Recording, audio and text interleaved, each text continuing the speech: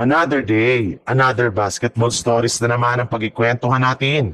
At ngayon nga, ang balitang may tinapos na nga daw na trade ngayon ng Los Angeles Lakers. At ang balitang nag-request na nga daw ng trade ngayon si Jonathan Kuminga sa Golden State Warriors.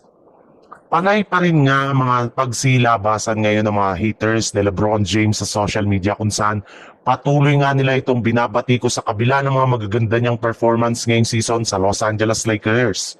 Kesyo sinisira lang naman nga daw ni LeBron James ang lineup, ang chemistry at ang momentum ng Lakers. Mismong si JJ Redick na rin naman nga ang nagreklamo kay LeBron na nagkakagulo-gulo na nga daw ang opensa ng Lakers simula nang bumalik si LBJ sa kanilang lineup. Kaya mas mabuti nga daw na iti-trade na lamang nila ito ngayong season. Pero kahit gaano man nga karaming batikos ang natatanggap ngayon ni LeBron James ay napaka-imposible pa rin nga sa Los Angeles Lakers na i-trade ang kanilang superstar.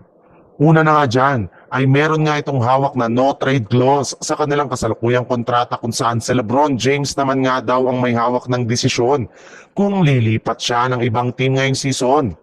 Wala ngang kapangyarihan ngayon ang kanilang general manager na si Rob Pelinka at maging ang kanilang team owner na si Mark Walter na i-trade ito ngayong season.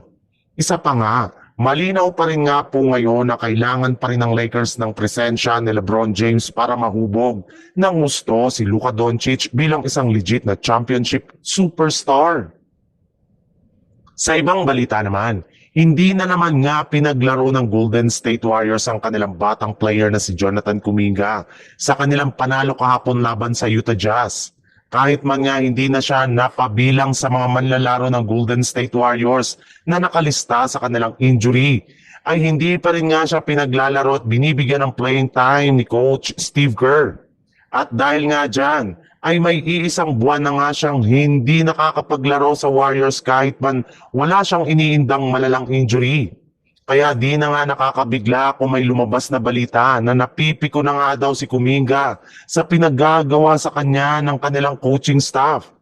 Ayon nga sa isang insider, personal nga daw na kinausap mismo ng kampo ni Kuminga ng mga nagdaang araw na gusto na nga niyang mag-request ng trade ngayong season.